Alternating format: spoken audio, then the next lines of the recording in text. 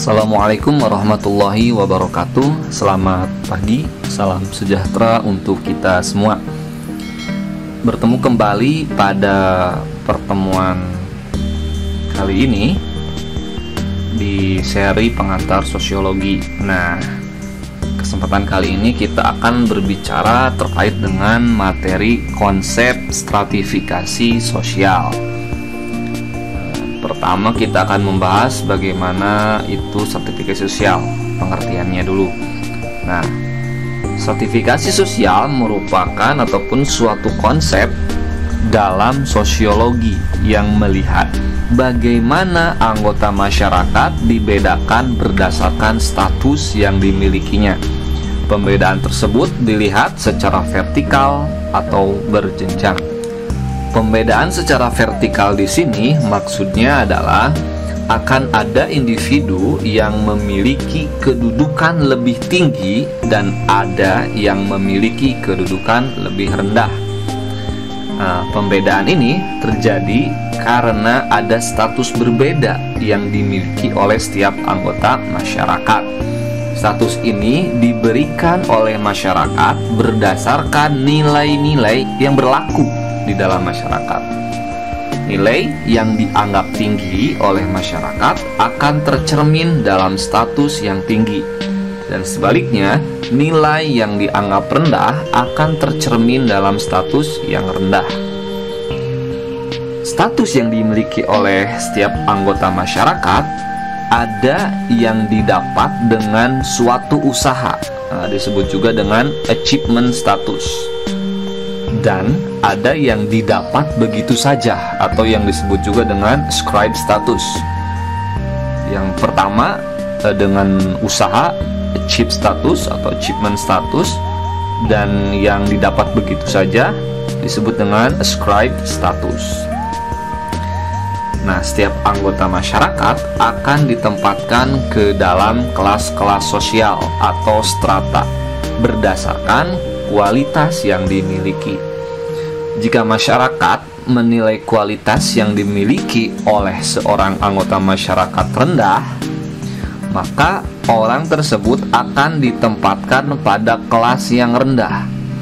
Namun sebaliknya, jika masyarakat menganggap kualitas yang dimilikinya tinggi, maka masyarakat akan menempatkan orang itu pada kelas yang tinggi. Apakah hal ini berlaku sama dalam semua masyarakat?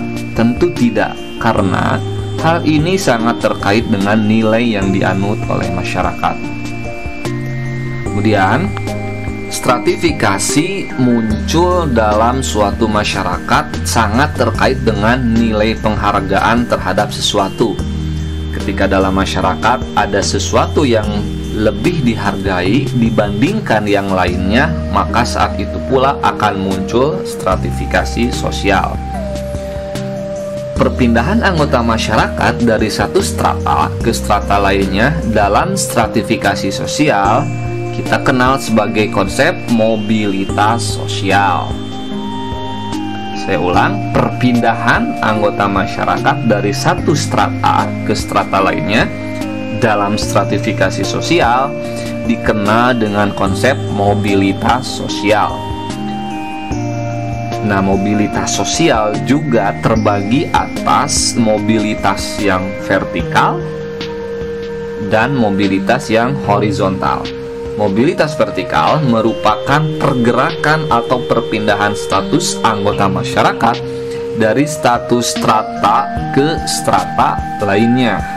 Misalkan yang awalnya membantu dalam menyediakan minum dan menyediakan makan untuk majikannya, namun karena ketelatenan dia dan kebaikan dia, majikan ini seorang artis ya, misalkan seperti itu, dan sang artis ini mengajak dia untuk bermain di dalam misalkan acara reality show, dan pada akhirnya dia menjadi artis seperti itu. Itu ada mobilitas secara vertikal yang sebelumnya pembantu kemudian menjadi artis. Nah, kalau kita lihat pada pembahasan sebelumnya itu ada artinya ada usaha, achieve status dari dia yang memang bekerja dan lain-lain. Ya masih dalam pembagian yang tadi, bandingkan dengan misalkan seorang anak gubernur, katakan anak gubernur itu untuk melakukan atau mendapatkan pekerjaan tertentu, katakan dapat secara ascribe status, hanya diberi karena orang kaya, tentu pekerjaannya pun akan lebih layak, misalkan seperti itu.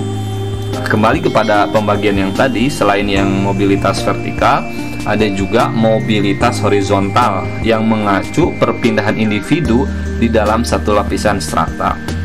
Contohnya misalkan pedagang, ketika di musim panas, pedagang A katakan, ataupun sebut saja dia pedagang namanya A misalkan. Si A ini ketika musim panas berjualan es campur, katakan.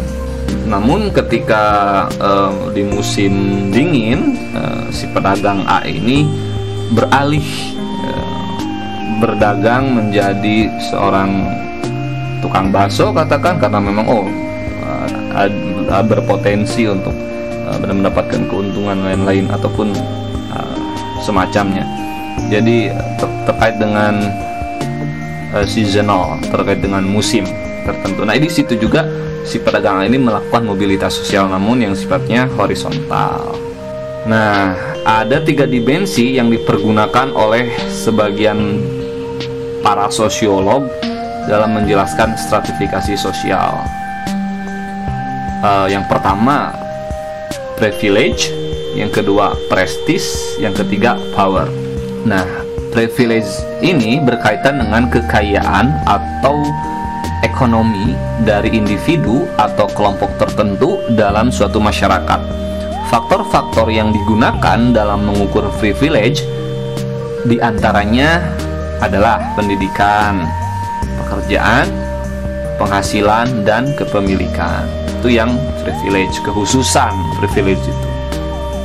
Biasanya ya dilihat dari tadi ya, dari pendidikan, dilihatnya dari pekerjaan ataupun penghasilan dan kepemilikan. Yang kedua prestis, berkaitan dengan nilai-nilai kehormatan yang diyakini oleh suatu masyarakat dalam memandang hal tertentu yang melekat pada individu atau sekelompok orang.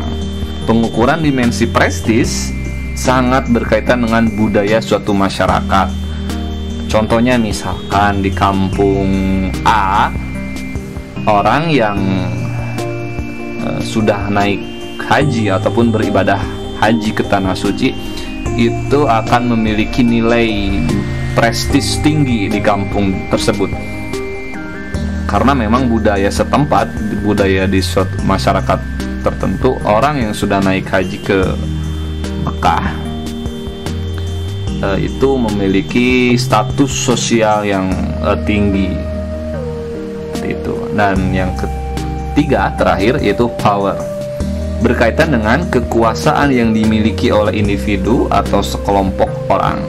Berbicara mengenai kekuasaan tentu sangat berkaitan dengan kekuatan yang dapat mempengaruhi orang lain. Ini adalah power, kekuasaan bisa dimiliki oleh ya siapapun itu dengan memanfaatkan powernya. Oke, terima kasih atas atensinya. Semoga bermanfaat. Tetap semangat dalam belajar. Sampai bertemu di kesempatan berikutnya.